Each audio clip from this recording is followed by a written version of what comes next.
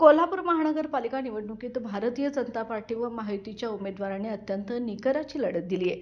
काही जागांवर अल्पमताने विजय हुकला असला तरी जनसेवेच्या मार्गावर ठाम राहण्याचा निर्धार महायुतीच्या नेत्यांनी व्यक्त केलाय. याच भावनेतून खासदार धनंजय महाडिक यांनी महायुतीच्या पराभूत उमेदवारांच्या घरी भेट देत त्यांच्या कुटुंबियांशी व कार्यकर्त्यांशी संवाद साधला. लोकशाहीतील जनतेचा कौल नम्रपणे स्वीकारत पराभवाने खचून न जाता नव्या जोमाने कामाला लागण्याचे आवाहन खासदार धनंजय महाडिक यांनी केले.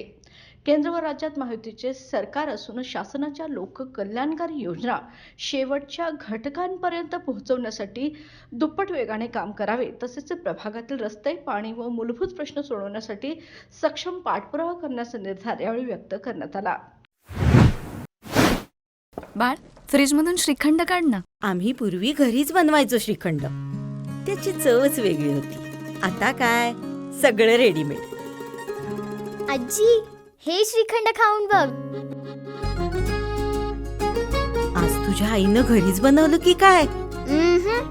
हे आहे गोकुळचं श्रीखंड. अगदी जिभेवर रेंगाळणार. जिभेवरच नाही तर मनावरही रेंगाळणार. गोकुळ श्रीखंड, मनावर रेंगाळणार.